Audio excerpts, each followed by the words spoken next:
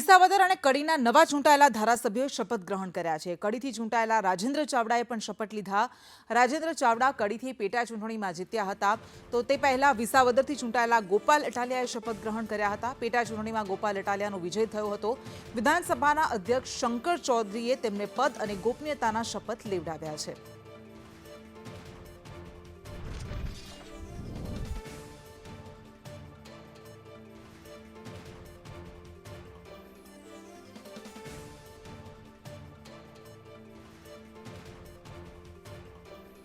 આજે અધ્યક્ષશ્રીએ જે અમને તારીખ આપી એટલે આજે અમે અમારા કાર્યકર્તાઓ સાથે આવી અને શપથ ગ્રહણ કર્યા।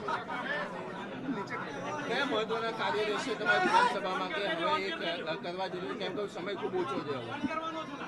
અમે વિધાનસભાની અંદરના જે અમારા વિસ્તારના જે કાર્યો છે એને પ્રથમ પ્રાયોરિટી આપી અને અમે એને કામ કરીશું। કયા કાર્ય? કાર્યો તો હવે ઘણા છે, જે હશે તમામ કાર્યો આવશે મારી સમક્ષ જે કાર્યો આવશે તેને હું પૂરા કરવાનો પૂરેપૂરો પ્રયત્ન કરીશ। Okay okay.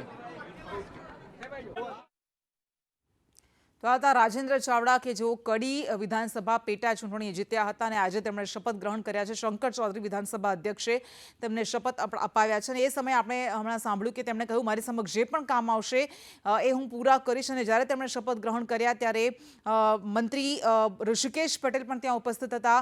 કડીના કેટલાક સ્થાનિક નેતાઓ પણ ભારતીય જનતા પાર્ટીના ઉપસ્થિત હતા અને રાજેન્દ્ર ચાવડા કે જેઓ રમેશ ચાવડા સામે કોંગ્રેસના એ નેતા કે જેઓ 2012માં જીત્યા હતા તેમની સામે ચૂંટણી લડ્યા હતા અને રમેશ ચાવડાને પરાજય આપ્યો હતો, તેમની સામે તેમણે જીત મેળવી હતી।